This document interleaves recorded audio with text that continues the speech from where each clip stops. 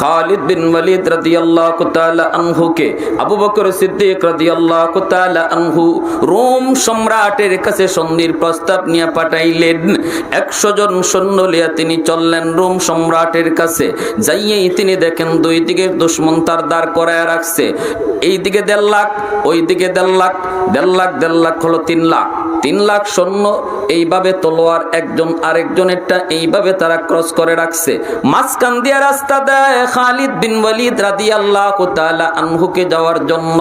100 জন সৈন্য নিয়ে খালিদ বিন ওয়ালিদ রাদিয়াল্লাহু তাআলা আনহু তিনি এই রাস্তা দিয়ে চললেন। সামনে যায় দেখেন একটা এরকম গেট, গেটটা অনেক নিচু, গেটের উপরে একটা মূর্তি বসায় রাখছে। খালিদ বিন ওয়ালিদ গেটের পাশে যায় তিনি থমকে গেলেন, দাঁড়া গেলেন। সৈন্যরা কয় এই গেটের ভিতর দিয়া মাথা নোয়া আমাদের সেনাপতির কাছে যাইতে হবে। খালিদ বিন ওয়ালিদ রাদিয়াল্লাহু তাআলা আনহু বলেন অসম্ভব, গেটের উপরে তোমরা মূর্তি রাখছো, আমি যদি মাথা ঝুঁকাই তোমরা বলবা আমি মূর্তির সামনে মাথা ঝুঁকাইছি। নাউজুবিল্লাহ। এ দুশমনের দল, ছল চাতুরি কেন, মুনাফিকি কেন? যা বলবার প্রকাশ্যে বলো, যা করার প্রকাশ্যে করো। মুসলমান কোনদিন মূর্তির সামনে মাথা ঝুঁকায় না। জীবন যাবে, জীবন যাবে, কিন্তু এরপর মাথা ঝুঁকাবো না। তোমরা কি ওই গেট ভাঙবা নাকি আমি খালিদ নিজে ওই গেট ভাঙবো? আল্লাহু আকবার। তোমরা কি গেট ভাঙবা নাকি আমি খালিদ গেট ভাঙবো? হট্টগোল শুরু হয়ে গেল। রোম সম্রাটের কাছে আওয়াজ। সম্রাট কই কি ব্যাপার, বাকিরে হট্টগোল কেন? কয় মুসলমানে হট্টগোল বাজায় দিছে। কেন? কই ওরা এই গেট দিয়া ঢুকবে না। কারণ হলো গেটের উপরে মূর্তি, মুসলমান মূর্তির সামনে মাথা ঝুঁকায় না।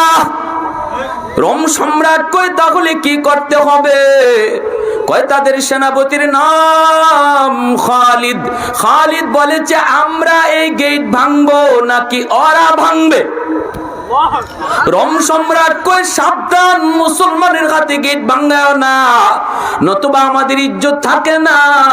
তোমরা এই গেটটা ভেঙে দাও, আমার কাছে আসতে দাও, আমার কাছে আসতে দাও। খালিদ বিন ওয়ালিদ রাদিয়াল্লাহু তাআলা আনহু গেট ভাঙার পরে তিনি রোম সম্রাটের দরবারে ঢুকলেন। ঢুকে দেখেন 100টা স্বর্ণের চেয়ার সাজায় রাখছে রোম সম্রাট খালিদ বিন ওয়ালিদকে বসানোর জন্য, সঙ্গী সাথীকে বসানোর জন্য। খালিদ বিন ওয়ালিদ রাদিয়াল্লাহু তাআলা আনহু স্বর্ণের চেয়ারগুলি লাথি মেরে মেরে ভেঙে ফেললেন। আল্লাহু আকবার, জোরে কন্যা। লাথি মেরে মেরে স্বর্ণের চেয়ারগুলি ভেঙে ফেললেন। রোম সম্রাট শুধু তাকায় তাকায় দেখতেছে। রোম সম্রাট মনে মনে কয় কিরে, এটা কি মানুষ না অন্য কিছু? মানুষ নাকি অন্য কিছু? বিন্দু পরিমাণ ভয় তার নাই। খালিদ বিন ওয়ালিদ যখন স্বর্ণের চেয়ারগুলি ভেঙে ফেলেছেন, রোম সম্রাট ডাক দিয়া কয় খালিদ কি করতেছো, তোমার হুঁশ আসেনি? ইনি বলেন 100 হুঁশ আছে। কয় কোন সাহসে তুমি করতেছো? খালিদ বিন ওয়ালিদ বলে আমি সাহস তো দেখাবই, কারণ আমার মায়ার নবী বলেছেন মুসলমান পুরুষের জন্য স্বর্ণ ব্যবহার করা হারাম। স্বর্ণের চেয়ার মুসলমান ব্যবহার করে না। কাঠের চেয়ার টান দিয়া তিনি রোম সম্রাটের পাশে বসে গেলেন, হাঁটুতে হাঁটু মিলায় বসে গেলেন, বীর বাহাদুরের মতো তিনি বসে গেলেন। রোম সম্রাট কয় তুমি এইভাবে বসছো কেন? তারিখের কিতাবের ভিতরে আছে খালিদ বিন ওয়ালিদ রোম সম্রাটের সামনে তিনি বৈশা তলোয়ারটারে আঙ্গুল দিয়া এইভাবে ঘোরাইলেন। দুশমনের সামনে বাহাদুরি দেখানোটা মুসলমানের ইবাদত। জায়গায় জায়গায় আমরা কখনো হব নরম, কখনো হব গরম। জায়গা মতো নরম হওয়া ইবাদত, জায়গা মতো গরম হওয়াটাও ইবাদত।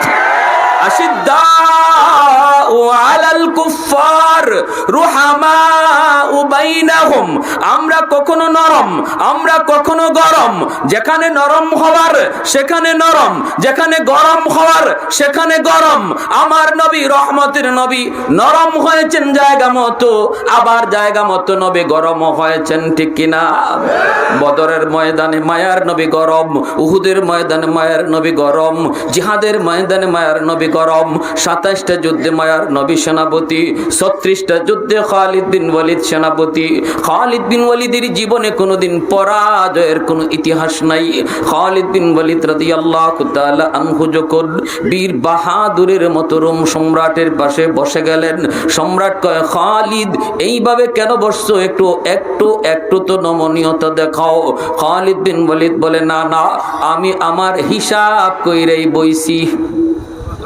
আল্লাহু আকবার, জোরে কর। উনি কয়, আমি আমার হিসাব করা বইছি। কয়, এতটুকু সাহস তুমি কেমনে করছো? বাহিরে যে 3 লক্ষ সেনাপতি তুমি দেখছো নি, প্রত্যেকের হাতেই কিন্তু তলোয়ার।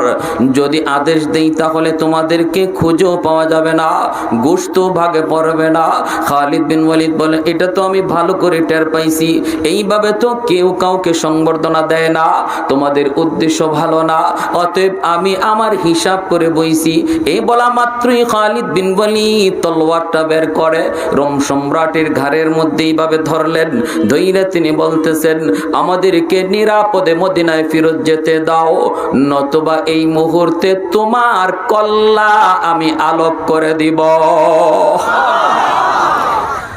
রোম সম্রাট ডাক দেয়া কই, তোমাদের যার যার অস্ত্র হাত থেকে ফালায়া দাও, আমি যদি না বাঁচি তোমাদের তাইক্কা লাভ কি? সবগুলি অস্ত্র হাত থেকে ফালায়া দেয়।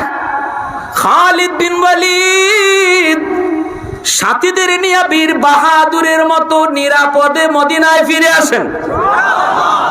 রোম সম্রাট পরের বৎসরই আবু বকর সিদ্দিক রাদিয়াল্লাহু তাআলা আনহুর কাছে চিঠি পাঠায়, আবু বকর, তোমার সেনাপতি খালিদ আমাকে অপমান করেছে, রেডি হও, আমি মদিনায় 2 লক্ষ সৈন্য পাঠাইতেছি, মোকাবেলার জন্য প্রস্তুত হও। আল্লাহু আকবার। আবু বকর সিদ্দিক রাদিয়াল্লাহু তাআলা আনহু জরুরি মিটিং এ বসে গেলেন। রোম সম্রাট 2 লক্ষ সৈন্য পাঠাইতেছে, মোকাবেলায় তিনি বলেন, আমি 1000 সৈন্য পাঠাবো, 1000 মুজাহিদ পাঠাবো, আর ওই 1000 মুজাহিদের সেনাপতি হবে খালিদ বিন ওয়ালিদ।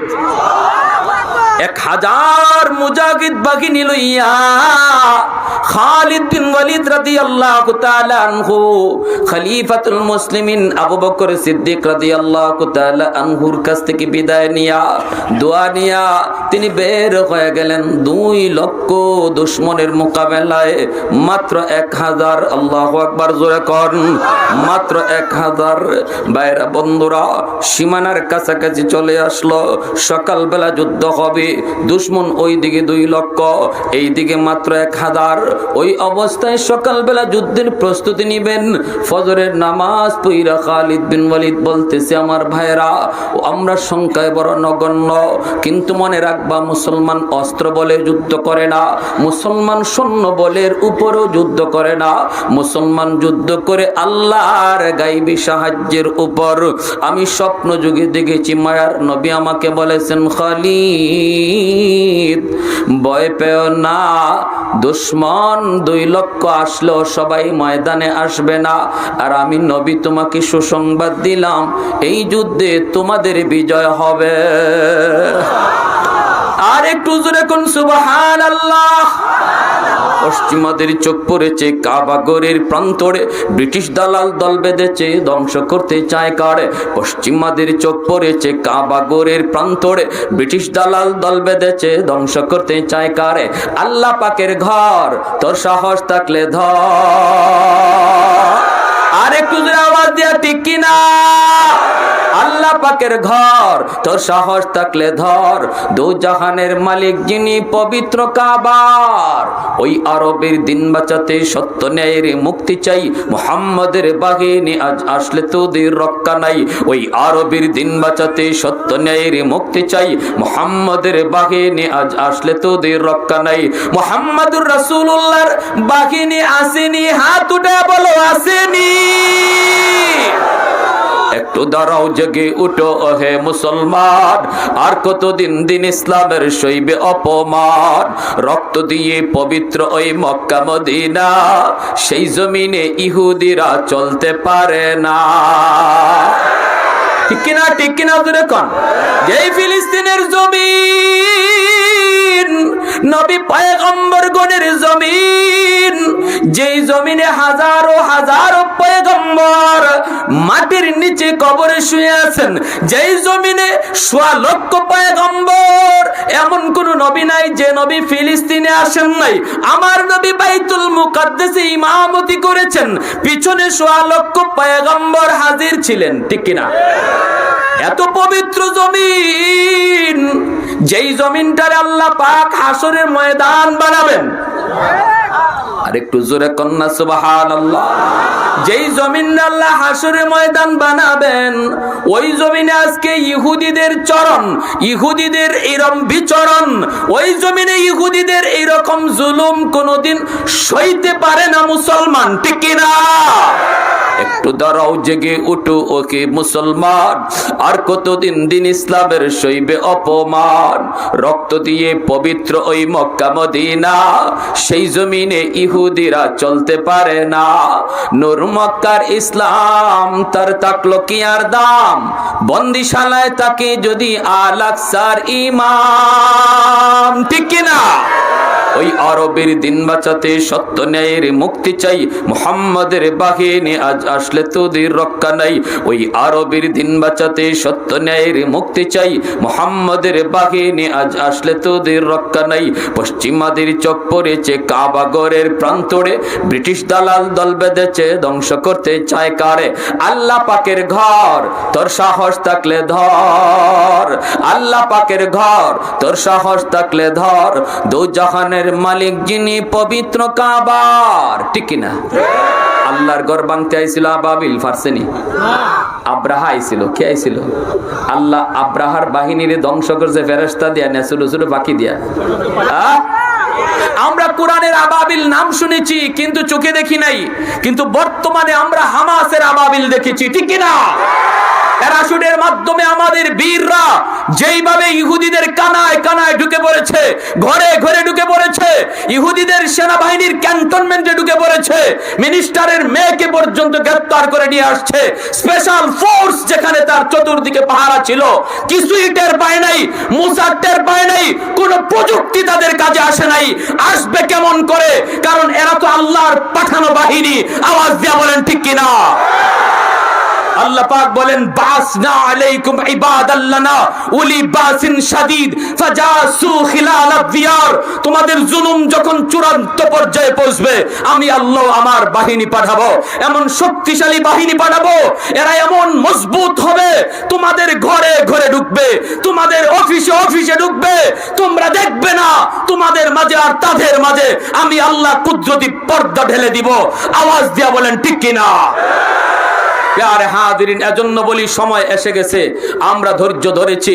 ফিলিস্তিনে মুসলমান 70 বছর 80 বছর সবর করেছে, আল্লাহ পাক এইবার তাদের সাহায্য নাজিল করেছে, সাহায্য এসে গেছে।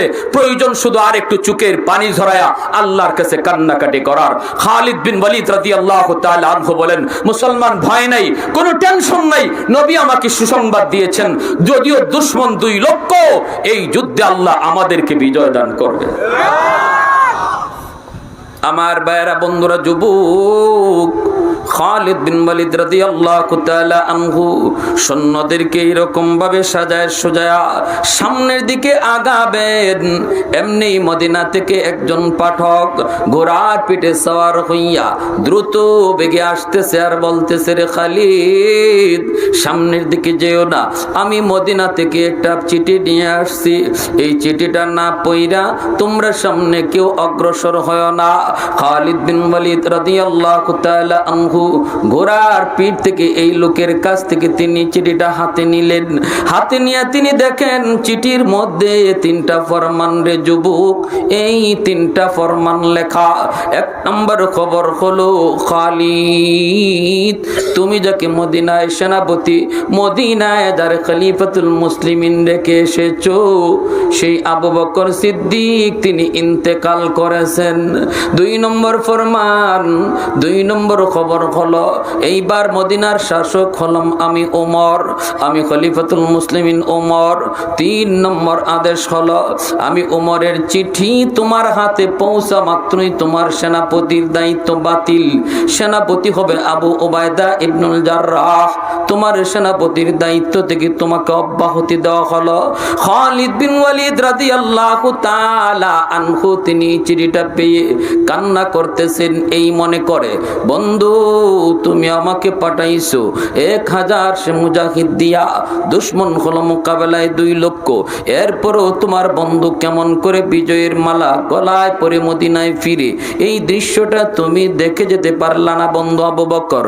বন্ধু তুমি দেখে যেতে পারলা না? 3 নম্বর ফরমানটা তিনি যেই মাত্র পড়লেন, সাথে সাথে মুজাহিদদের ভিতরে একটু গন্ডগোল দেখা দিল। সবার মনেই ছিল সেনাপতি যেন খালিদ বিন ওয়ালিদ, তিনি হন্ডে যুবক।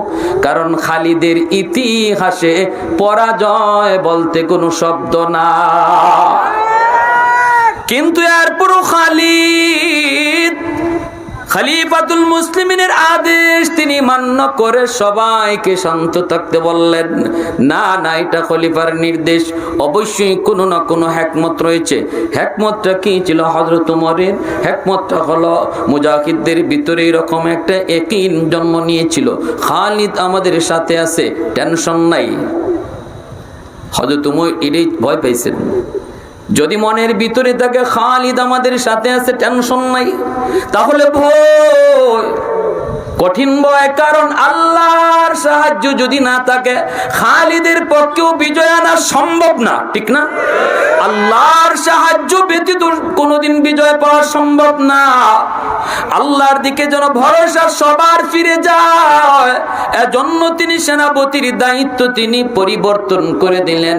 আবু উবায়দা ইবনুল জাররাহ সেনাপতি, ঘোষণা দিয়ে তিনি সাথে সাথে বলতেছেন, দোস্ত খালিদ আমি আবু উবায়দা ইবনুল জাররাহ এইবার সেনাপতি, কিন্তু আমি মনে করি প্রকৃত সেনাপতি তুমি খালিদ, কিন্তু খলিফার নির্দেশে আমাকে বানানো হয়েছে। এইবার শোনো, শুনলাম দুশমন 2 লক্ষ, কিন্তু 2 লক্ষ ময়দানে আসবে না, আসবে মাত্র 40,000, 1,60,000 ওরা তাঁবুতে থাকবে অপেক্ষায়। আমরাও 1000 ময়দানে যাব না, 40,000 মোকাবেলায় মাত্র 40 জন মুজাহিদ। সবার আগে আমি একজন দেখতে চাই, একজন কে আসু? 40,000 মোকাবেলা একজন লড়বা। সাথে সাথে খালিদ বিন ওয়ালিদ তিনি দাঁড়া গেলেন। আল্লাহু আকবার। আবু উবায়দা ইবনুল জাররাহ তিনি কই, না দোস্ত তোমার সাথে আরো 39 জন দিয়ে দিলাম, তোমরা 40 জন, একজনের মোকাবেলায় 1000 দুশমন। আল্লাহু আকবার। ময়দানে তিনি ঝাঁপায় পড়বেন। খালিদ বিন ওয়ালিদ বলতেছে, সুখ সাথীরা শোনো, আমার 3টা কথা তোমরা একটু ভালো করে লক্ষ্য করো রে। আমরা কিন্তু ময়দানে যাওয়ার আগে ওযু করব, ওযু কইরা আমরা ময়দানে রওনা দিব। 2 নম্বর, আমরা কিন্তু ময়দানে ঢুকবো, ঘোড়া এমন ভাবে চালায়া, বিদ্যুতের বেগে ঘোড়া চলবে, এমন ভাবে দোলাবালি উড়বে, দুশমন যেন মনে করে আমরাও হাজার হাজার ময়দানে এসেছি। আমি নারে তাকবীরের আওয়াজ তুলবো ময়দানে, আমি নারে তাকবীরের আওয়াজ তুলবো, তোমরা এমন ভাবে তাকবীর দিবা যেন গোটা ময়দান কেঁপে উঠে। আল্লাহু আকবার। এই 3টা দায়িত্ব নিয়ে ময়দানে শুরু হয়ে গেল যুদ্ধ। শেষ করে দিচ্ছি অল্প টাইমের ভিতরে, 2 মিনিট। খালিদ বিন ওয়ালিদ তিনি ময়দানে যায় যুদ্ধ শুরু করে দিলেন। দুশমন নারায়ে তাকবীরের আওয়াজ শোনা মাত্রই কলিজা কেঁপে গেল। দুশমনের হাতে অস্ত্র, কিন্তু মুসলমানের আছে নারায়ে তাকবীর, ঠিক কি না? দুশমনের হাতে আছে অ্যাটম বম, মুসলমানের হাতে আছে ঈমান, মুসলমানের হাতে আছে কোরআন। খালিদ বিন ওয়ালিদ তিনি যুদ্ধ শুরু করে দিলেন। যুদ্ধ করে করে দুশমন সবাইকে খতম করলেন। আল্লাহ পাক রব্বুল আলামিন 300 হাত লম্বা এমন এক তলোয়ার আল্লাহ কুদরতি তলোয়ার বানায় দিলেন। খালিদ বিন ওয়ালিদ তিনি এইভাবে শুধু তলোয়ার ঘোরান, শয়ে শয়ে দুশমনের কল্লা জমিনে পড়ে যায়। আল্লাহু আকবার, জোরে বলেন। দুপুর বেলা যুদ্ধ শুরু হয়, সূর্য লাল, সূর্য লাল। এইদিকে আর কোনো আওয়াজ শোনা যায় না, আওয়াজ শোনা যায় না। ইয়ার মুখের ময়দান, দুশমনের লাশ আর লাশ স্তূপ পড়ে গেছে। আবু উবাইদা ইবনুল জাররাহ সঙ্গী সাথীদেরকে বলেন, চলো ময়দানে চলো, মনে হয় আমাদের একজনও জীবিত নাই। আর ঘোড়ার হ্যানহ্যানানি শব্দ শোনা যায় না, তলোয়ারের ঝনঝনানি শব্দ শোনা যায় না, মনে হয় আমাদের কেউ জীবিত নাই। চলো আমরা ময়দানে যাই। ময়দানে ঢুকলেন, ঘোড়া চালালেন, দেখেন শুধু লাশের উপরে দিয়া তাদের ঘোড়া ধরতেছে। কোনো লাশ চেনা যায় না, কোনোটা লাশের মাথা আছে, বডি নাই, কারো হাত আছে, পা নাই। এরম ভাবে নদীর পানিটা পর্যন্ত রক্তে লাল, কিন্তু সঙ্গী সাথী কোথায়, কোথাও খুঁজে পান না। হঠাৎ করে তিনি দেখেন ময়দানের এক কোনায় কিছু মানুষ দাঁড়ায় আছে, চেনা যায় না, চেহারাটা রক্তে লাল, চেনা যায় না এরা কারা। আবু উবাইদা ইবনুল জাররাহ টেনশনে পড়ে গেলেন, এরা কি আমাদের লোক নাকি দুশমন? গেলেও তো একটু বুঝা যাওয়া দরকার। আওয়াজ দিলেন, দোস্ত, ও দোস্ত খালিদ, তুমি কোথায়? সাথে সাথে খালিদ বিন ওয়ালিদ মুখ ফিরায় কয়, দোস্ত আমি মরি নাই, আমি শহীদ হই নাই, তোমার দোস্ত গাজী হইয়া জীবিত আছে। আল্লাহু আকবার। দৌড়ে কাছে গেলেন, চেহারা থেকে রক্তটা মুইসা তিনি বুকে জড়ায় ধরে কাঁদতেছেন। আবু উবাইদা ইবনুল জাররাহ তিনি কাঁদতেছেন আর বলতেছেন, দোস্ত এতগুলা দুশমনের সাথে তুমি কেমনে লড়লা, কেমনে তোমরা বিজয়ী হলা? কয় জানি না দোস্ত, তবে শুধু এতটুকু দেখেছি, আমি যখন তলোয়ার গোড়াই আমার তলোয়ারটা 300 হাত লম্বা হয়ে যায়। দোস্ত জোহরের নামাজটা কাজা করো, আসরের নামাজ, জোহরের নামাজ তো অবশ্যই কাজা হয়ে গেছে, আসরের নামাজটা কাজা হওয়ার পথে, আসরের নামাজটা পড়ে ফেলো। যেই মাত্র এই কথা বলছেন আবু উবাইদা ইবনুল জাররাহ, খালিদ বিন ওয়ালিদ বলছে, দোস্ত তুমি কি মনে করছো আমরা নামাজ কাজা করে ফেলেছি? আরে জিহাদের ময়দানও আমার নবী কিভাবে নামাজ পড়তে হয় এই শিক্ষা দিয়ে গেছেন। আমরা জিহাদ করা অবস্থায়ও যথা টাইমে নামাজ আদায় করেছি। এজন্য আমার ভাইরা ভালো করে ইয়াদ রাখো, যুবক সময়টা বড় খারাপ, আমাদের এখনই সজাগ হওয়ার টাইম, আর ঘুমায় থাকার টাইম নাই, এখনই সজাগ হওয়ার টাইম। যে কোনো মুহূর্তে বাংলাদেশের উপর ইহুদিদের নজর পড়তে পারে, দুশমনের শকুনের নজর আমার আপনার দেশের উপরও আসেনি না নাই? আর একটু জোরে কও, আসেনি না নাই? সজাগ হওয়া লাগবে, সজাগ। দুশমন ঘরের সামনে তলোয়ার ধারাইতেছে, দুশমন ঘরের সামনে অস্ত্র ঠিক করতেছে, তাক করতেছে। আমি আপনি যদি ঘুমায় থাকি, যে কোনো মুহূর্তে আমার ঘরে ঢুইকে আমার চোখের সামনে বাবাকে হত্যা করবে, সন্তানকে হত্যা করবে, চোখের সামনেই নিজের মেয়েকে হত্যা করবে। আরাকানের হালত বাংলার জমিনে হবে, গুজরাটের হালত বাংলার জমিনে হবে, ফিলিস্তিনের হালত বাংলার জমিনে হবে, যদি আমি আপনি সজাগ না হই। ঠিক কিনা? আরো জোরে কোন ঠিক কিনা? উলামায়ে কেরাম জায়গায় জায়গায় যায় শুধু মানুষকে সজাগ করার জন্য, দেশ দেশান্তরে ঘুরতেছে উলামায়ে কেরাম শুধু একটা জিনিস বোঝানোর জন্য, সজাগ হও, সজাগ হও, সজাগ হও। আর আল্লাহকে নারাজ নয়, আল্লাহকে রাজি করো, আল্লাহর সাহায্য কাছে আনো। আল্লাহর সাহায্য যদি আমাদের সাথে থাকে, দুশমন যত পাওয়ারফুল অস্ত্র নিয়ে আসুক, আল্লাহর সাহায্য সাথে থাকলে ইতিহাস সাক্ষী বিজয় মুসলমানেরই হয়। বদরে নবীর সাথে সাহাবী মাত্র 313 জন, দুশমন ছিল 1000। ঠিক না? দুশমন কতজন ছিল? 1000। ইয়ারমুকের যুদ্ধে খালিদ বিন ওয়ালিদ মাত্র 60 জন, দুশমন হলো 60,000। আল্লাহু আকবার, জোরে বলেন। দুশমন কয় হাজার? 60,000। খালিদ বিন ওয়ালিদকে জিজ্ঞেস করা হলো, আপনি কোন সাহসে 60 জন লইয়া 60,000-এর মোকাবেলা করবেন? খালিদ বিন ওয়ালিদ বলেন, কোন সাহস তো দেখি না, তবে দলিল আছে আমার কাছে।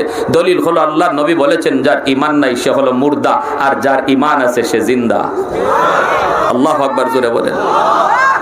আমার ভাইরা, বন্ধুরা, যুবক, খালিদ বিন ওয়ালিদ রাদিয়াল্লাহু তাআলা আনহুকে আবু বকর সিদ্দিক রাদিয়াল্লাহু তাআলা আনহু রোম সম্রাটের কাছে সন্ধির প্রস্তাব নিয়ে পাঠাইলেন। 100 জন সৈন্য নিয়ে তিনি চললেন রোম সম্রাটের কাছে। যাইয়েই তিনি দেখেন দুই দিকে দুশমন তার দাঁড় করায় রাখছে, এইদিকে 1.5 লাখ, ওইদিকে 1.5 লাখ, 1.5 লাখ হলো 3 লাখ। 3 লাখ সৈন্য এইভাবে তলোয়ার একজন আরেকজনেরটা এইভাবে তারা ক্রস করে রাখছে। মাঝখান দিয়ে রাস্তা দেয় খালিদ বিন ওয়ালিদ রাদিয়াল্লাহু তাআলা আনহুকে যাওয়ার জন্য। 100 জন সৈন্য লইয়া খালিদ বিন ওয়ালিদ রাদিয়াল্লাহু তাআলা আনহু তিনি এই রাস্তা দিয়ে চললেন। সামনে যায় দেখেন একটা এরকম গেটটা অনেক নিচু, গেটের উপরে একটা মূর্তি বসায় রাখছে। খালিদ বিন ওয়ালিদ গেটের পাশে যায় তিনি থমকে গেলেন, দাঁড়া গেলেন। সৈন্যরা কয় এই গেটের ভিতর দিয়া মাথা নোয়া আমাদের সেনাপতির কাছে যাইতে হবে। খালিদ বিন ওয়ালিদ রাদিয়াল্লাহু তাআলা আনহু বলেন অসম্ভব, গেটের উপরে তোমরা মূর্তি রাখছো, আমি যদি মাথা ঝুঁকাই তোমরা বলবা আমি মূর্তির সামনে মাথা ঝুঁকাইছি। নাউজুবিল্লাহ। এ দুশমনের দল, ছল চাতুরি কেন, মুনাফিকি কেন? যা বলবার প্রকাশ্যে বলো, যা করার প্রকাশ্যে করো। মুসলমান কোনদিন মূর্তির সামনে মাথা ঝুঁকায় না। জীবন যাবে কিন্তু এরপর মাথা ঝুঁকাবো না। তোমরা কি ওই গেট ভাঙবা নাকি আমি খালিদ নিজে ওই গেট ভাঙবো? আল্লাহু আকবার। তোমরা কি গেট ভাঙবা নাকি আমি খালিদ গেট ভাঙবো? হট্টগোল শুরু হয়ে গেল। রোম সম্রাটের কাছে আওয়াজ। সম্রাট কই কি ব্যাপার, বাকিরে হট্টগোল কেন? কয় মুসলমানে হট্টগোল বাজায় দিছে। কেন? কই ওরা এই গেট দিয়া ঢুকবে না। কারণ হলো গেটের উপরে মূর্তি, মুসলমান মূর্তির সামনে মাথা ঝুঁকায় না। রোম সম্রাট কই তাহলে কি করতে হবে? কয় তাদের সেনাপতির নাম খালিদ। খালিদ বলেছে আমরা এই গেট ভাঙবো নাকি ওরা ভাঙবে? রোম সম্রাট কই সাবধান, মুসলমানের হাতে গেট ভাঙাও না, নতুবা আমাদের ইজ্জত থাকে না। তোমরাই যা গেটটা ভেঙে দাও, আমার কাছে আসতে দাও, আমার কাছে আসতে দাও। খালিদ বিন ওয়ালিদ রাদিয়াল্লাহু তাআলা আনহু গেট ভাঙার পরে তিনি রোম সম্রাটের দরবারে ঢুকলেন। ঢুকে দেখেন 100টা স্বর্ণের চেয়ার সাজায় রাখছে রোম সম্রাট খালিদ বিন ওয়ালিদকে বসানোর জন্য, সঙ্গী সাথীকে বসানোর জন্য। খালিদ বিন ওয়ালিদ রাদিয়াল্লাহু তাআলা আনহু স্বর্ণের চেয়ারগুলি লাথি মেরে মেরে ভেঙে ফেললেন। আল্লাহু আকবার, জোরে কন্যা। লাথি মেরে মেরে স্বর্ণের চেয়ারগুলি ভেঙে ফেললেন। রোম সম্রাট শুধু তাকায় তাকায় দেখতেছে। রোম সম্রাট মনে মনে কয় কিরে, এটা কি মানুষ না অন্য কিছু? মানুষ নাকি অন্য কিছু? বিন্দু পরিমাণ ভয় তার নাই। খালিদ বিন ওয়ালিদ যখন স্বর্ণের চেয়ারগুলি ভেঙে ফেলেছেন, রোম সম্রাট ডাক দিয়া কয় খালিদ কি করতেছো, তোমার হুঁশ আসেনি? ইনি বলেন 100 হুঁশ আছে। কয় কোন সাহসে তুমি করতেছো? খালিদ বিন ওয়ালিদ বলে আমি সাহস তো দেখাবই, কারণ আমার মায়ার নবী বলেছেন মুসলমান পুরুষের জন্য স্বর্ণ ব্যবহার করা হারাম। স্বর্ণের চেয়ার মুসলমান ব্যবহার করে না। কাঠের চেয়ার টান দিয়া তিনি রোম সম্রাটের পাশে বসে গেলেন, হাঁটুতে হাঁটু মিলায় বসে গেলেন, বীর বাহাদুরের মতো তিনি বসে গেলেন। রোম সম্রাট কয় তুমি এইভাবে বসছো কেন? তারিখের কিতাবের ভিতরে আছে খালিদ বিন ওয়ালিদ রোম সম্রাটের সামনে তিনি বইসা তলোয়ারটারে আঙ্গুল দিয়া এইভাবে ঘোরাইলেন। দুশমনের সামনে বাহাদুরি দেখানোটা মুসলমানের ইবাদত। জায়গায় জায়গায় আমরা কখনো হব নরম, কখনো হব গরম। জায়গা মতো নরম হওয়া ইবাদত, জায়গা মতো গরম হওয়াটাও ইবাদত। আশিদ্দাউ আলাল কুফার রুহামাউ বাইনাহুম। আমরা কখনো নরম, আমরা কখনো গরম। যেখানে নরম হওয়ার সেখানে নরম, যেখানে গরম হওয়ার সেখানে গরম। আমার নবী রহমতের নবী নরম হয়েছেন জায়গা মতো, আবার জায়গা মতো নবী গরম হয়েছেন, ঠিক কিনা? বদরের ময়দানে মায়ার নবী গরম, উহুদের ময়দানে মায়ার নবী গরম, জিহাদের ময়দানে মায়ার নবী গরম, 27টা যুদ্ধে মায়ার নবী সেনা সেনাপতি, 36টা যুদ্ধে খালিদ বিন ওয়ালিদ সেনাপতি। খালিদ বিন ওয়ালিদের জীবনে কোনোদিন পরাজয়ের কোনো ইতিহাস নাই। খালিদ বিন ওয়ালিদ রাদিয়াল্লাহু তাআলা আনহু যখন বীর বাহাদুরের মতো রোম সম্রাটের পাশে বসে গেলেন, সম্রাট কয়, খালিদ এইভাবে কেন বসছো? একটু একটু একটু তো নমনীয়তা দেখাও। খালিদ বিন ওয়ালিদ বলে, না না, আমি আমার হিসাব কইরাই বইছি। আল্লাহু আকবার, জোরে কর। উনি কয়, আমি আমার হিসাব করে বইছি। কয়, এতটুকু সাহস তুমি কেমনে করছো? বাহিরে যে 3 লক্ষ সেনাপতি তুমি দেখছো নি, প্রত্যেকের হাতেই কিন্তু তলোয়ার। যদি আদেশ দেই তাহলে তোমাদেরকে খুঁজেও পাওয়া যাবে না, গোশত ভাগে পড়বে না। খালিদ বিন ওয়ালিদ বলে, এটা তো আমি ভালো করে টের পাইছি, এইভাবে তো কেউ কাউকে সংবর্ধনা দেয় না, তোমাদের উদ্দেশ্য ভালো না, অতএব আমি আমার হিসাব করে বইছি। এই বলা মাত্রই খালিদ বিন ওয়ালিদ তলোয়ারটা বের করে রোম সম্রাটের ঘাড়ের মধ্যে এইভাবে ধরলেন। ধইরা তিনি বলতেছেন, আমাদেরকে নিরাপদে মদিনায় ফেরত যেতে দাও, নতুবা এই মুহূর্তে তোমার কল্লা আমি আলোক করে দিব। রোম সম্রাট ডাক দেয়া কই, তোমাদের যার যার অস্ত্র হাত থেকে ফালায়া দাও, আমি যদি না বাঁচি তোমাদের তাইক্কা লাভ কি? সবগুলি অস্ত্র হাত থেকে ফালায়া দেয়। খালিদ বিন ওয়ালিদ সাথীদের নিয়ে বীর বাহাদুরের মতো নিরাপদে মদিনায় ফিরে আসেন। রোম সম্রাট পরের বৎসরই আবু বকর সিদ্দিক রাদিয়াল্লাহু তাআলা আনহুর কাছে চিঠি পাঠায়, আবু বকর, তোমার সেনাপতি খালিদ আমাকে অপমান করেছে, রেডি হও, আমি মদিনায় 2 লক্ষ সৈন্য পাঠাইতেছি, মোকাবেলার জন্য প্রস্তুত হও। আল্লাহু আকবার। আবু বকর সিদ্দিক রাদিয়াল্লাহু তাআলা আনহু জরুরি মিটিং এ বসে গেলেন। রোম সম্রাট 2 লক্ষ সৈন্য পাঠাইতেছে, মোকাবেলায় তিনি বলেন, আমি 1000 সৈন্য পাঠাবো, 1000 মুজাহিদ পাঠাবো, আর ওই 1000 মুজাহিদের সেনাপতি হবে খালিদ বিন ওয়ালিদ। 1000 মুজাহিদ বাহিনী লইয়া খালিদ বিন ওয়ালিদ রাদিয়াল্লাহু তাআলা আনহু খলিফাতুল মুসলিমিন আবু বকর সিদ্দিক রাদিয়াল্লাহু তাআলা আনহুর কাছ থেকে বিদায় নিয়া, দোয়া নিয়া তিনি বের হয়ে গেলেন 2 লক্ষ দুশমনের মোকাবেলায়। মাত্র 1000, আল্লাহু আকবার, জোরে কর, মাত্র 1000। ভাইরা বন্ধুরা, সীমানার কাছাকাছি চলে আসলো, সকালবেলা যুদ্ধ হবে। দুশমন ওই দিকে 2 লক্ষ, এই দিকে মাত্র 1000। ওই অবস্থায় সকালবেলা যুদ্ধের প্রস্তুতি নিবেন। ফজরের নামাজ পড়া খালিদ বিন ওয়ালিদ বলতেছে, আমার ভাইরা, আমরা সংখ্যায় বড় নগণ্য, কিন্তু মনে রাখবা, মুসলমান অস্ত্র বলে যুদ্ধ করে না, মুসলমান সৈন্য বলের উপরেও যুদ্ধ করে না, মুসলমান যুদ্ধ করে আল্লাহর গায়বী সাহায্যের উপর।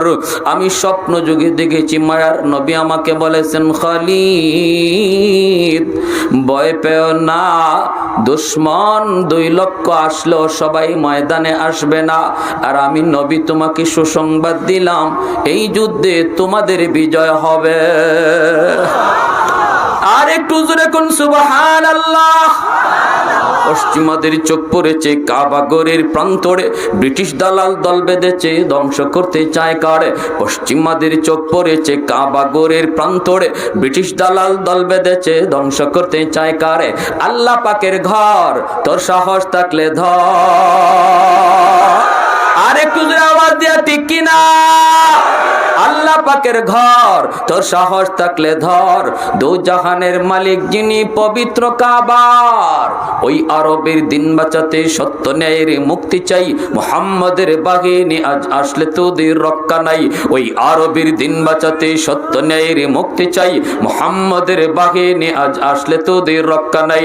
মুহাম্মাদুর রাসূলুল্লাহর বাহিনী আসেনি, হাত উঠে বলো আসেনি। একটু দাঁড়াও, জেগে উঠো হে মুসলমান, আর কতদিন দিন ইসলামের সইবে অপমান। রক্ত দিয়ে পবিত্র ওই মক্কা মদিনা, সেই জমিনে ইহুদিরা চলতে পারে না। ঠিক কিনা? ঠিক কিনা? জোরে কোন। যেই ফিলিস্তিনের জমিন জমিন, নবী পয়গম্বরগণের জমিন, যেই জমিনে হাজারো হাজারো পয়গম্বর মাটির নিচে কবরে শুয়ে আছেন, যেই জমিনে সোয়া লক্ষ পয়গম্বর, এমন কোন নবী নাই যে নবী ফিলিস্তিনে আসেন নাই। আমার নবী বাইতুল মুকাদ্দাসে ইমামতি করেছেন, পিছনে সোয়া লক্ষ পয়গম্বর হাজির ছিলেন, ঠিক কিনা? এত পবিত্র জমিন, যেই জমিনটারে আল্লাহ পাক হাসরের ময়দান বানাবেন। আর একটু জোরে কন্যা সুবহানাল্লাহ। যেই জমিন আল্লাহ হাসরের ময়দান বানাবেন, ওই জমিনে আজকে ইহুদিদের চরণ, ইহুদিদের এরকম বিচরণ, ওই জমিনে ইহুদিদের এইরকম জুলুম কোনোদিন সইতে পারে না মুসলমান, ঠিক কিনা? একটু দাঁড়াও, জেগে উঠো ওকে মুসলমান, আর কতদিন দিন ইসলামের সইবে অপমান। রক্ত দিয়ে পবিত্র ওই মক্কা মদিনা, সেই জমিনে ইহুদিরা চলতে পারে না।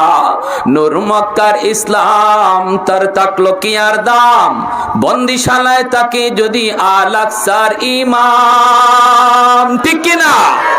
ওই আরবের দিন বাঁচাতে সত্য ন্যায়ের মুক্তি চাই, মুহাম্মাদের বাহিনী আজ আসলে তোদের রক্ষা নাই। ওই আরবের দিন বাঁচাতে সত্য ন্যায়ের মুক্তি চাই, মুহাম্মাদের বাহিনী আজ আসলে তোদের রক্ষা নাই। পশ্চিমাদের চোখ পড়েছে কাবা ঘরের প্রান্তরে, ব্রিটিশ দালাল দল বেঁধেছে ধ্বংস করতে চায় কারে। আল্লাহ পাকের ঘর, তোর সাহস থাকলে ধর, আল্লাহ পাকের ঘর, তোর সাহস থাকলে ধর। দু জাহানের মালিক যিনি পবিত্র কাবার, ঠিক না? আল্লাহর ঘর ভাঙতে আইছিল আবাবিল, পারছেনি? আব্রাহা আইছিল। কে আইছিল? আল্লাহ আব্রাহার বাহিনীরে ধ্বংস করছে ফেরেশতা দিয়া, না ছোট ছোট বাকি দিয়া। আমরা কোরআনের আবাবিল নাম শুনেছি কিন্তু চোখে দেখি নাই, কিন্তু বর্তমানে আমরা হামাসের আবাবিল দেখেছি, ঠিক কিনা? প্যারাশুটের মাধ্যমে আমাদের বীররা যেইভাবে ইহুদিদের কানায় কানায় ঢুকে পড়েছে, ঘরে ঘরে ঢুকে পড়েছে, ইহুদিদের সেনাবাহিনীর ক্যান্টনমেন্টে ঢুকে পড়েছে, মিনিস্টারের মেয়েকে পর্যন্ত গ্রেফতার করে নিয়ে আসছে। স্পেশাল ফোর্স যেখানে তার চতুর্দিকে পাহারা ছিল, কিছুই টের পায় নাই, মুসা টের পায় নাই, কোন প্রযুক্তি তাদের কাজে আসে নাই। আসবে কেমন করে? কারণ এরা তো আল্লাহর পাঠানো বাহিনী। আওয়াজ দিয়া বলেন ঠিক কিনা? আল্লাহ পাক বলেন, বাসনা আলাইকুম ইবাদাল্লানা উলি বাসিন শাদীদ ফাজাসু খিলাল দিয়ার। তোমাদের জুলুম যখন চূড়ান্ত পর্যায়ে পৌঁছবে, আমি আল্লাহ আমার বাহিনী পাঠাবো, এমন শক্তিশালী বাহিনী পাঠাবো, এরা এমন মজবুত হবে, তোমাদের ঘরে ঘরে ঢুকবে, তোমাদের অফিসে অফিসে ঢুকবে, তোমরা দেখবে না তোমাদের মাঝে আর তাদের মাঝে আমি আল্লাহ কুদরতি পর্দা ঢেলে দিব। আওয়াজ দিয়া বলেন ঠিক কিনা? প্যারে হাজিরিন, এজন্য বলি সময় এসে গেছে, আমরা ধৈর্য ধরেছি। ফিলিস্তিনে মুসলমান 70 বছর 80 বছর সবর করেছে, আল্লাহ পাক এইবার তাদের সাহায্য নাজিল করেছে, সাহায্য এসে গেছে। প্রয়োজন শুধু আর একটু চোখের পানি ঝরায়া আল্লাহর কাছে কান্নাকাটি করার। খালিদ বিন ওয়ালিদ রাদিয়াল্লাহু তাআলা আনহু বলেন, মুসলমান ভয় নাই, কোনো টেনশন নাই, নবী আমাকে সুসংবাদ দিয়েছেন, যদিও দুশমন 2 লক্ষ, এই যুদ্ধে আল্লাহ আমাদেরকে বিজয় দান করবে। আমার ভাইয়েরা, বন্ধুরা, যুবক, খালিদ বিন ওয়ালিদ রাদিয়াল্লাহু তাআলা আনহু সৈন্যদেরকে এরকম ভাবে সাজায় সোজায়া সামনের দিকে আগাবেন। এমনি মদিনা থেকে একজন পাঠক ঘোড়ার পিঠে সওয়ার হইয়া দ্রুত বেগে আসতেছে আর বলতেছে, রে খালিদ, সামনের দিকে যেও না, আমি মদিনা থেকে একটা চিঠি নিয়ে আসছি, এই চিঠিটা না পইরা তোমরা সামনে কেউ অগ্রসর হয় না। খালিদ বিন ওয়ালিদ রাদিয়াল্লাহু তাআলা আনহু ঘোড়ার পিঠ থেকে এই লোকের কাছ থেকে তিনি চিঠিটা হাতে নিলেন।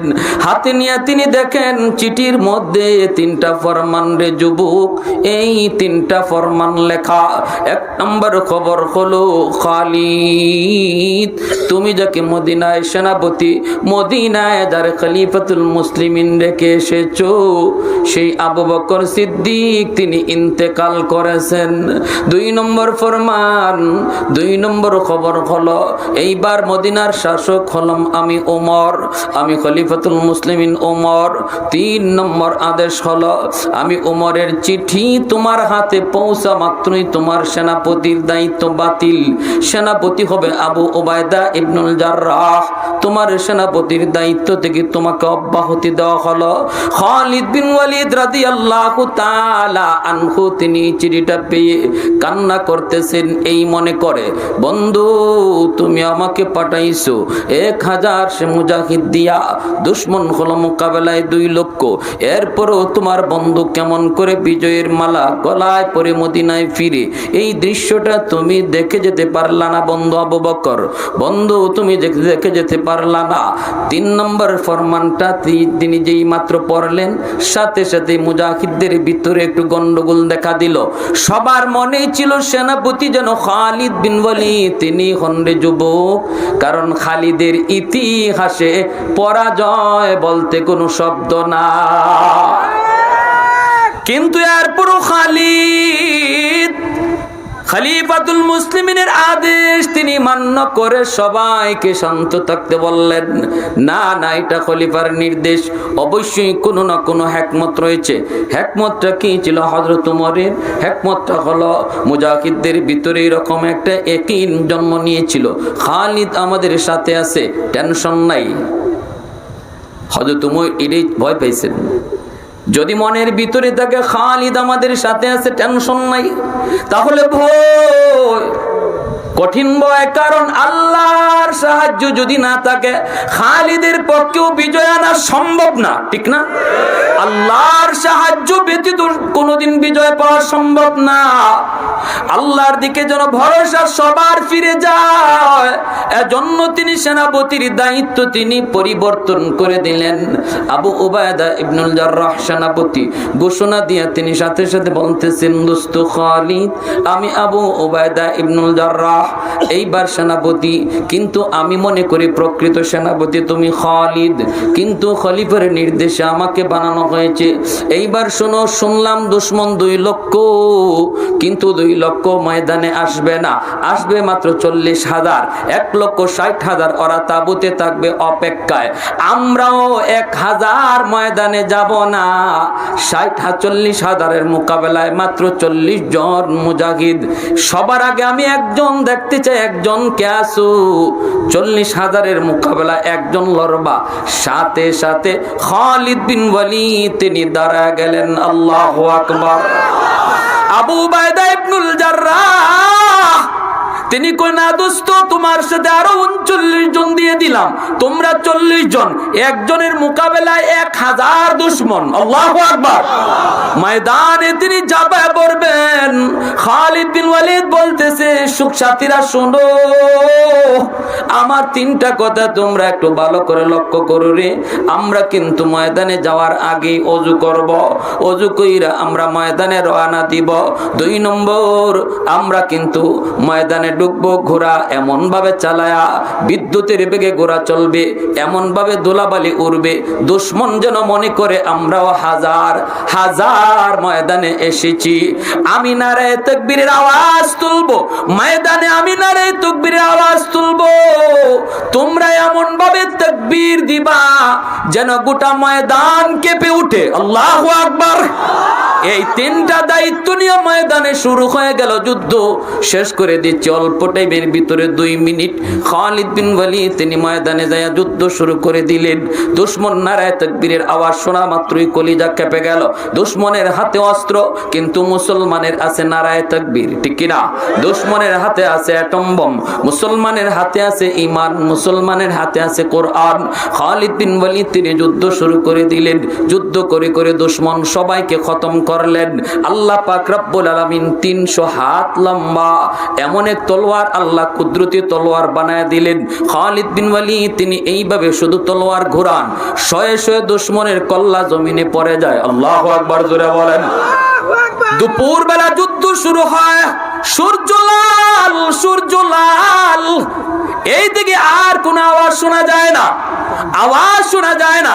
ইয়ারমুকের ময়দান, দুশমনের লাশ আর লাশ, স্তূপ পড়ে গেছে। আবু উবাইদা ইবনুল জাররাহ সঙ্গী সাথীদেরকে বলেন, চলো ময়দানে চলো, মনে হয় আমাদের একজনও জীবিত নাই। আর ঘোড়ার হ্যানহ্যানানি শব্দ শোনা যায় না, তলোয়ারের ঝনঝনানি শব্দ শোনা যায় না, মনে হয় আমাদের কেউ জীবিত নাই। চলো আমরা ময়দানে যাই। ময়দানে ঢুকলেন, ঘোড়া চালালেন, দেখেন শুধু লাশের উপরে দিয়া তাদের ঘোড়া ধরতেছে। কোনো লাশ চেনা যায় না, কোনোটা লাশের মাথা আছে, বডি নাই, কারো হাত আছে, পা নাই। এরম ভাবে নদীর পানিটা পর্যন্ত রক্তে লাল, কিন্তু সঙ্গী সাথী কোথায়, কোথাও খুঁজে পান না। হঠাৎ করে তিনি দেখেন ময়দানের এক কোনায় কিছু মানুষ দাঁড়ায় আছে, চেনা যায় না, চেহারাটা রক্তে লাল, চেনা যায় না এরা কারা।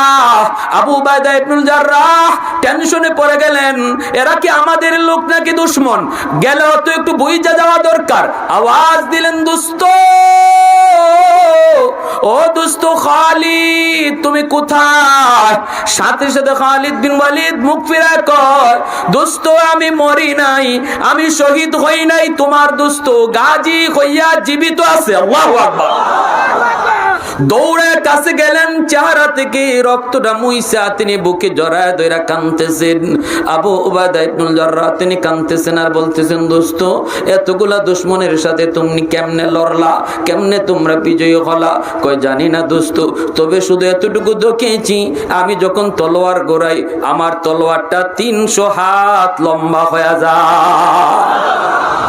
দোস্ত জোহরের নামাজটা কাজা করো, আসরের নামাজ, জোহরের নামাজ তো অবশ্যই কাজা হয়ে গেছে, আসরের নামাজটা কাজা হওয়ার পথে, আসরের নামাজটা পড়ে ফেলো। যেই মাত্র এই কথা বলছেন আবু উবাইদা ইবনুল জাররাহ, খালিদ বিন ওয়ালিদ বলছে, দোস্ত তুমি কি মনে করছো আমরা নামাজ কাজা করে ফেলেছি? আরে জিহাদের ময়দানও আমার নবী কিভাবে নামাজ পড়তে হয় এই শিক্ষা দেয়া গেছেন। আমরা জিহাদ করা অবস্থায়ও যথা টাইমে নামাজ আদায় করেছি। সুবহানাল্লাহি ওয়া বিহামদিহি সুবহানাল্লাহিল আযীম। এজন্য আল্লাহ বলতেছে, বান্দা কোনো ভয় নাই, টেনশন নাই, যদি তুমি খাঁটি মুমিন হও, তোমার মাঝে যদি আল্লাহর হুকুমের গুরুত্ব থাকে, তোমার মাঝে যদি আল্লাহ পাকের বিধিবিধানের গুরুত্ব থাকে, আল্লাহর ভয় যদি অন্তরে থাকে, দুশমন যত পাওয়ার নিয়ে আসুক না কেন, বিজয় আল্লাহ ইমানদার মুমিনকেই দিবে, এটা আল্লাহর ওয়াদা। অতএব আমরা এই মুহূর্তে ফিলিস্তিনের মুসলমানদের জন্য চোখের পানি ঝরায় কাঁদবো, পারলে রোজা রাখবো, আর আল্লাহর কাছে বলবো, আল্লাহ আমাদের তো ফিলিস্তিন যাওয়ার কোনো সাধ্য নাই, কিন্তু মালিক আমরা তাদের জন্য চোখের পানি ঝরানো ছাড়া আর কোনো পথ নাই। আমরা এটা ইয়াকিন করি, আল্লাহ তোমার সাহায্য যদি নাজিল হয়, ইসরায়েল, আমেরিকা, রাশিয়া, ব্রিটেন সব মিলেও তোমার সাহায্যের সামনে টিকতে পারবে না, অতীতে পারে নাই, পারবেও না ইনশাআল্লাহ। অতএব আমরা তাদের জন্য প্রতি নামাজে একটু দোয়া করতে কারা কারা রাজি আছেন একটু দেখান আল্লাহর কাছে। আর মহিলাদের কাছে, মহিলাদের কাছে আমরা একটু বলবো, মা বোনেরা যেন একটু রোজা রাখে ফিলিস্তিনের মুসলমানদের বিজয়ের লক্ষ্যে। আর আমরাও যারা পারি আমরা যেন একটু রোজা রাখি, নফল রোজা যেন রাখি, আল্লাহ যেন তাদেরকে বিজয় দান করে। আমার ভাইয়েরা, বন্ধুরা, শেষ দিয়ে দিচ্ছি, প্রধান মেহমান এসে হাজির। বাকি আপনাদের কাছে একটু অনুরোধ রাখবো, মুসাফির হিসাবে আপনারা দেখতেছেন বহুত বড় এক মজলিস, বহুত বড় এক মজমা। যুবকরা যদি আজকে মাহফিলমুখী না হয়, ওরা যদি মাহফিলমুখী না হয়, তাহলে একদিকে না একদিকে দৌড় দিবেই, গানের আয়োজনের দিকে দৌড় দিবে, ঠিক না? যুবক তার যৌবনের চাহিদা হলো দৌড় দেওয়া, অতএব দৌড় দেওয়ার পথ দেখাইয়া দিবে মুরব্বীরা। তুমি দৌড় দেও মাহফিলের দিকে, তুমি দৌড় দেও মসজিদের দিকে, তুমি দৌড় দেও ইসলামী আন্দোলনের দিকে, তুমি দৌড় দেও আল্লাহর দিকে। এটা মুরব্বীরা দেখ নির্দেশনা দিবে। যদি আমরা এতটুকু না দেই তাহলে দৌড় কিন্তু একদিকে দিবেই, ঠিক কিনা জোরে বলেন? অতএব এই যুবকরা প্রতি বছর এই মাহফিল করুক, আমরা সবাই চাই কি চাই না? সবাই চাই ইনশাআল্লাহ। প্রতি বছরই মাহফিল হোক, আল্লাহ তুমি কবুল করো, মঞ্জুর করো। একজন ভাই বলেন হিম্মত করে, হুজুর আমি ইনশাআল্লাহ 1000 টাকা, আমি 10 জন ভাই হইলে পরে আমি ছেড়ে দিব। একজন ভাই